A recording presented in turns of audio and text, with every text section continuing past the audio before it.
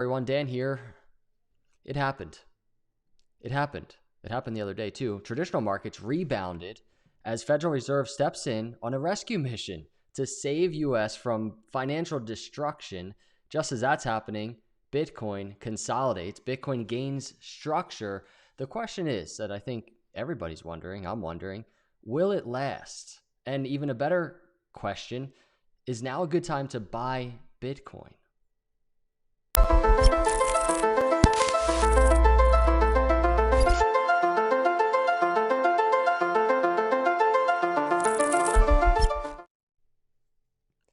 What is up, everyone? Dan here, Crypto Capital Venture. Hit the like button on your way in if you're in the live chat. If you're here watching the replay, hit the like button on this video. I want to see how many likes we can get.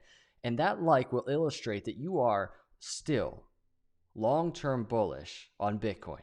I just want to see. Let's see what the results show. If you're bearish, comment below. Let me know on this video. Here we go. I tweeted this, and this is maybe the foundation to today's video. Bitcoin will recover faster than most think. I got some comments. Somebody even retweeted and said, how's that possible? Why do you think this? Why are people saying that? And the general thesis, the underlying reason to this is because Bitcoin and markets in general and people in general separate markets from everything else going on. People running to the stores, going crazy, buying everything when they don't necessarily need to. Why is that happening? One reason, the main reason, is fear. And that's really the general tone of what is going on in the markets today. So Bitcoin will recover faster than most think. I said that because Bitcoin, guess what? When fear subsides, will recover. And traditional markets will do the same thing. I truly believe that. I want to jump into the video. Before we look at the charts, I want to read over this. The charts of Wall Street's fear index in 2020 illustrates how unhinged stock markets have been over coronavirus compared to the 2008 crisis. If you're in the live chats, thanks for coming by. How volatile and anxious is Wall Street amid this evolving worry about a potential global pandemic that could shake the global economy to its core? Perhaps the biggest gauge of the deep-rooted concern is one of the market's most closely watched measures of volatility. Everybody, this is the chart. This is the chart that we're talking about. What's up, legend, Zog? Here it is. This is the weekly. Back here is the 2008 financial crisis. And now here we are. Do you see similarities? I do. But there are some extremely big differences in why this index spiked. Back here was not a pandemic. So back to this article, the CBOE Volatility Index, or VIX, hits highest intraday level since 2008 on Monday, amid a stock market slump that also registered as the ugliest one-day plunge for the Dow Jones Industrial Average. I want to point out, this was an article from March 12th. This was last week, talking about it hit its all-time high since 2008. Okay? What's arguably more impressive than the daily move for the gauge that uses S&P 500 options to measure trader expectations for volatility in the coming 30-day period is its year-to-date surge so far. Here's a illustration. We're going to look at the charts, but you can see the surge compared to 2008, right? Here's the orange line that represents 2020, and here's the blue line, 2008. The surge is very different. So, and you can see the article says compared against the move for the VIX at the same point in this year, 2008, the differential between the two is dizzying. I agree. The rise in the VIX usually correlates to decline in stocks because traders and investors use it to hedge their equity positions. It's really hard call at this point because the VIX, it is really stretched. It's like a rubber band now. Now, remember that. It's like a rubber band now. It is like a rubber band, in my opinion. A way different rubber band than back here in 2008. You see how this fear index came down eventually, right? The reason I say it's a way different rubber band is because there's different things happening that is causing this. And one of those things is fear in a different sense because this is a global pandemic. And the scope, the importance of what's going on, this is very important. You know, people are getting sick, people are dying. It's a very serious situation. The difference is the time frame of what's happening. This huge surge out of nowhere of fear compared to 2008. And that's what that article is talking about. The reason that is so important is because there's such a quick surge in fear in the markets. And we're seeing the markets react so quickly, so volatile. And the reason I tweet this, Bitcoin will recover faster than most think, is because this fear will subside just as quickly. And I truly believe that. I do not know if this will last months or weeks. I don't know.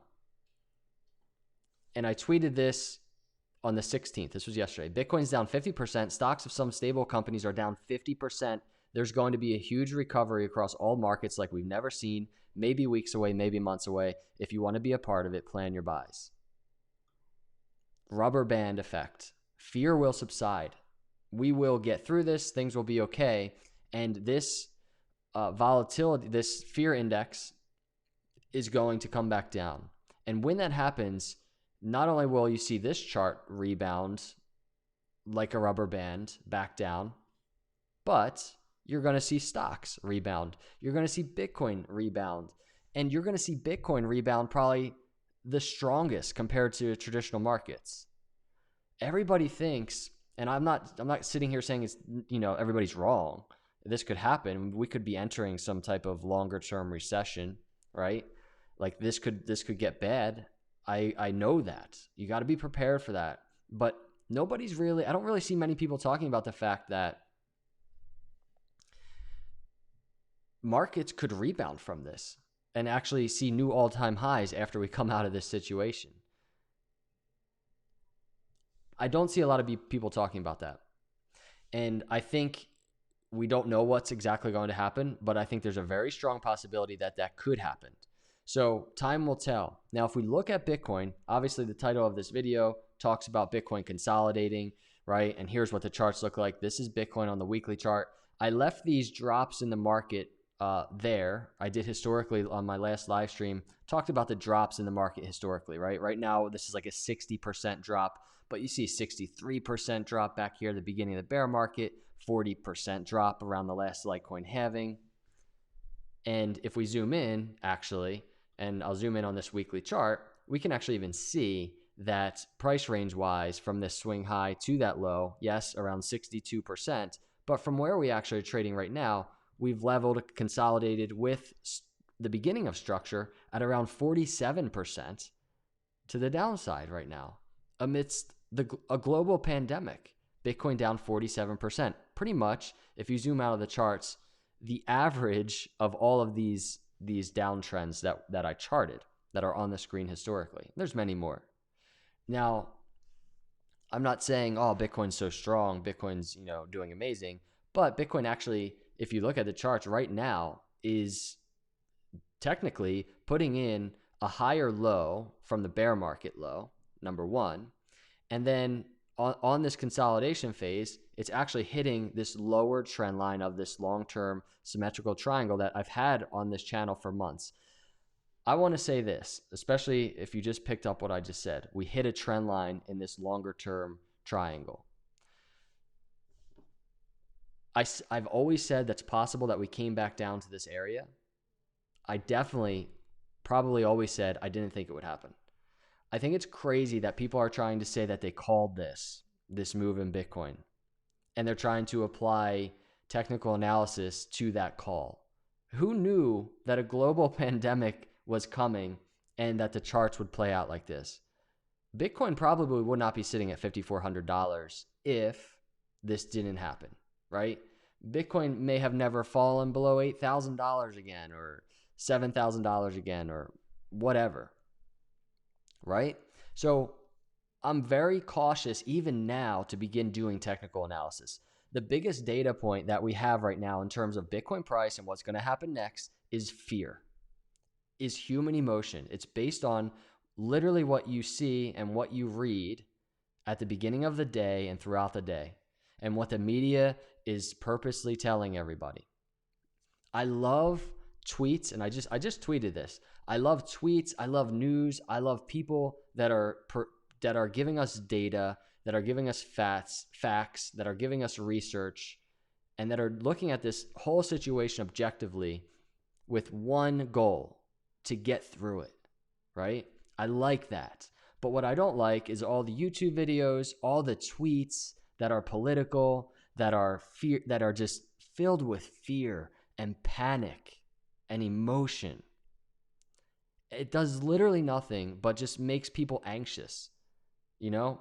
And that's kind of what's happening right now. People are still anxious, people are unknown, and the more that like all of these tweets go viral, right? And then they're fueled by political hatred.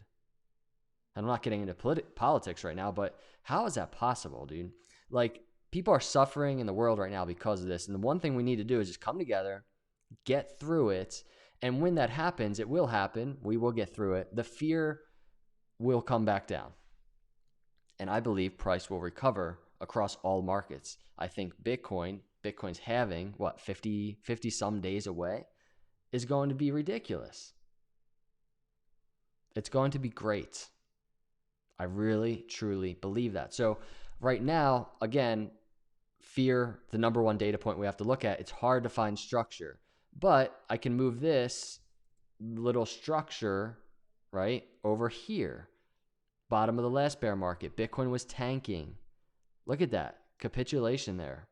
That was hard to find structure. We had to be patient, and now we can look back on the charts and say, okay, Bitcoin did form structure, and I think I have it on the daily chart. Here's the daily chart. Bitcoin did form structure, and you can see it. Bitcoin like capitulated, we bounce a little, and then one more low. And that's where we are right now. Nothing has played out other than some crazy capitulation. We're slowly getting structure. We're consolidating here, but are we going to get one more low? 4,000, 3,500, potentially. And then from there, a bounce. And then maybe we fall into this type of pattern that we had at the bottom of the bear market. These are the things that we have to wait for, anticipate for. But other than that, to predict what direction is going to happen next, don't try and predict. Don't listen to YouTubers that are predicting. Don't listen to people that are making this way, over dramatized, this situation. It's easy to do. It gets the clicks, it gets the views, totally gets the engagement. But like, just everybody, if we can take a deep breath and just get through this together in a cool-minded fashion, I think that would be way healthier. So structure on the daily chart, you can see really not there. Look at the volatility on this daily chart. Not much structure, right? We can go to the 4-hour chart. We can begin to start seeing, okay, we can really zoom in on this and start seeing the possibilities. But even then, I'm saying this is so hard to apply technical analysis when we have news coming out every day, when it could potentially be good news, it could potentially be bad news. This market can go wherever it wants so quick because human emotion is going crazy right now. The stores finally around me are starting to I think people calm down, right? That could be a first sign that people are, their fear is starting to decrease a little bit. It could really be the first sign of that. So putting that aside, if we're not going to use fear, right, and the unknown of that, there is, I see a potential very short term, which I don't do these a lot. This is a 4-hour chart. I'm just trying to give you some short-term data. A very short-term inverse head and shoulders potentially in play, where we're right now testing this neckline right around 54, 54.50, breakout target 6,500 or so. Could that be the beginning of an uptrend? Could fear have already peaked? Here's the fear index. And if we actually go to the daily charts, we can see yesterday, maybe the beginning of today, right here, that little wick. But yesterday was that big day for that fear index. volatility S&P 500 index, right? What if we come down now?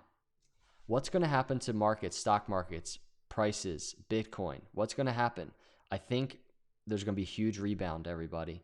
And I don't know what your buying strategy is, but I think we should all be ready for a huge rebound. And it might be a week away, might be 2 weeks away, might be 2 months away. So just be prepared for that.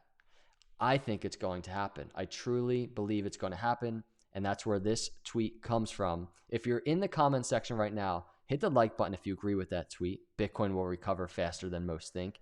And also in the live chat, let me know what you think. Do you agree? Press 1 if you agree that Bitcoin's going to bounce. I'm really, really curious to see what you all think. I got some comments on Twitter, and some agree, some don't. It's always kind of split. But I am so confident that markets are going to recover. So charts are just very volatile right now. Again, the daily chart just shows you how much non-structure there is right now, right? We could be headed for a 50 moving average cross below 200 again. One thing is true, if you go to the weekly chart, you zoom out, Bitcoin doesn't really even look that crazy after this incredible downtrend amidst this pandemic, right? But I do know Bitcoin on that stock RSI we talked about the other day, really in that oversold zone now. Now is the time from a technical analysis perspective. I see a lot of ones in the chat. I'm loving it. Now is the time from a technical analysis perspective for me. This is me. And I actually should say that. This entire video is my opinion. This is my approach to the market. Don't do what I do. I'm just sharing with you what I'm comfortable with. I take all of this data. Fear is a big data point now. And I cautiously find where I want to buy more Bitcoin. That's it. That's the most we can all do. Nobody knows. Absolutely nobody. The best analyst. You have to have your own approach in these markets. That's my approach. So if you look at the screen, you can see Bitcoin, a big indicator for me on the weekly stock RSI, approaching that oversold area. In that oversold area, the RSI, even just as recently as this week, starting to see a little uptick, right? Is it kind of like this uptick back at the bottom of the bear market with one little lower low, right? Maybe. I'm prepared for it. Heavy buy zone down here if it happens. That's my approach in terms of the RSI, the momentum of Bitcoin.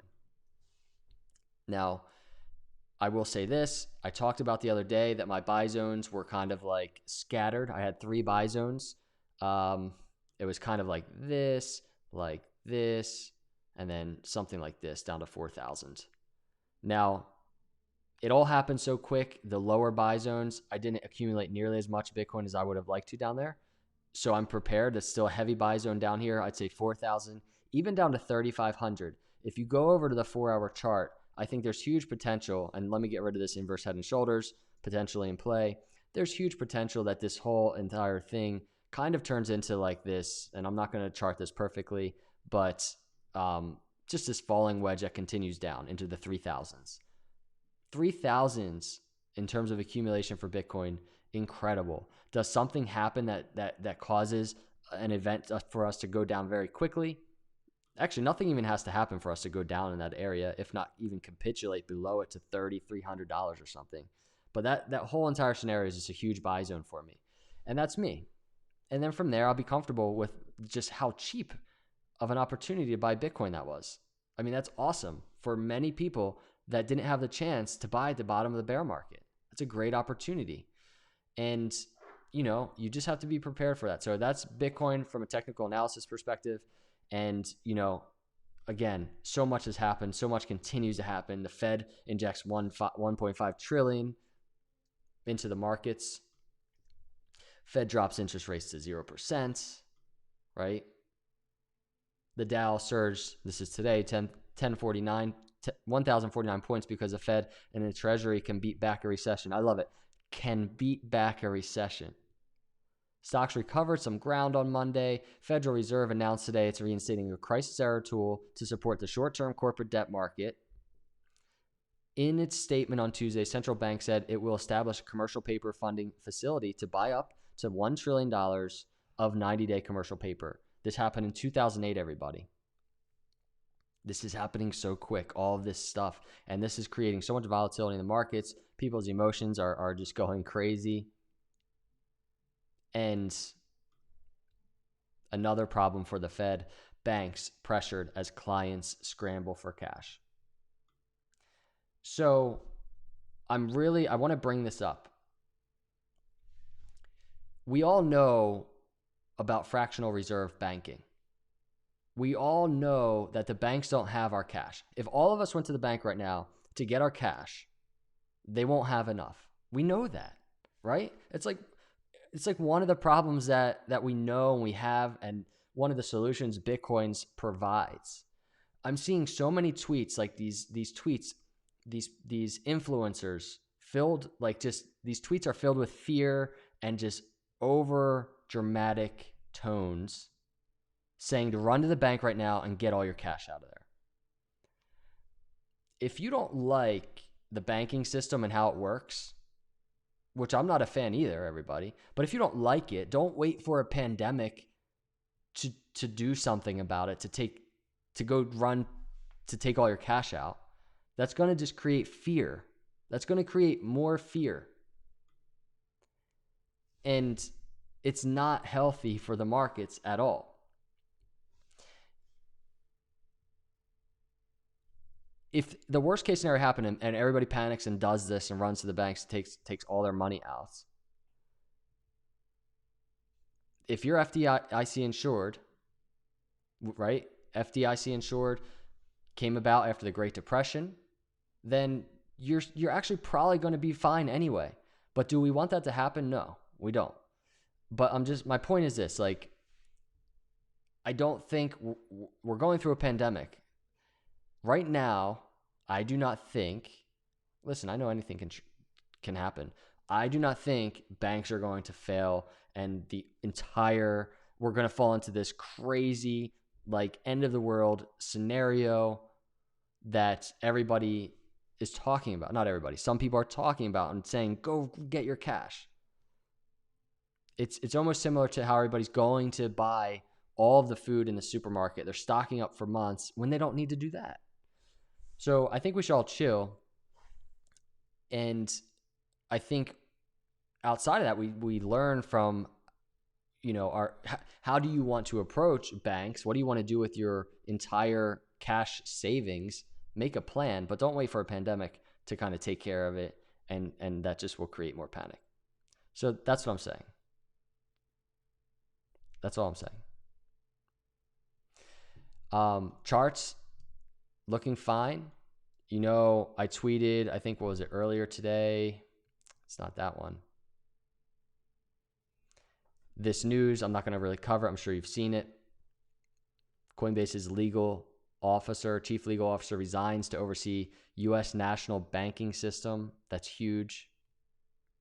It really is huge. Steven Mnuchin, longtime cryptocurrency and Bitcoin skeptic, has named Brian Brooks as one of the country's top banking regulators. And this is what Brooks has said. The time has come for a tokenized version of the dollar, and it's not just those of us in the cryptocurrency world who think so. In recent months, senior U.S. officials have been exploring the idea of minting greenbacks on the distributed ledger software known as blockchain. The idea appears inevitable. So that was in November 2019, and now, what a surprise, right? Mnuchin naming him chief operating officer. It's crazy. So bullish news. We'll see what happens. All I'm saying is hang in there, everybody. The markets are operating off of fear. Here it is. This is what it looks like on the daily chart. It's insane. This is the daily chart. Here we are all the way back. This is going back years and years. There's 2008. This will eventually, I don't know if it'll keep going higher. It might. So be prepared for that. But this will eventually consolidate, and it will be like a rubber band, and the markets will be like a rubber band. The markets will rebound. Those are my opinions. Anticipate anything, right? Anticipate anything. So we'll see. I will leave you with this because this is important to me. I know there's a lot of you that don't agree, but I'm telling you this as truth. This world is in chaos. And if you zoom out on everything going on in global events and in this world, zoom out. This world has always been in chaos. And that's not going away. It's not going away. And I can just share with you, because it's the most important thing to me, it is who I am, is this. One truth that I can share with you: do not be anxious about anything, but in everything, by prayer and supplication with thanksgiving, let your requests be made known to God. At the end of the day, God is in control. We are a fallen world. We are a messed up, fallen world of messed up humans. But we have a loving God who is in control. And I believe we need to be on our knees praying for this situation. It's not a good situation. And I also believe we will get through it. Glory to God for that. And those are my thoughts. Those are my thoughts. Structure to Bitcoin charts is coming, and we just have to track it. Be patient. I appreciate all of you coming by. If you're here, hit the like button. Hit the subscribe button if you're not a subscriber. We're growing this thing. We just broke 30,000 subscribers not long ago. We're on our way to 100,000. We're right along Bitcoin. I'm hoping Bitcoin price can catch up to my subscriber count of 30,000. That would be awesome. But either way, even if you don't subscribe, I appreciate you watching. I appreciate you hanging out. I really do. Remember, God is in control. We are good. Everything's going to be cool. I will see you in the next video. Have an awesome day, and God bless.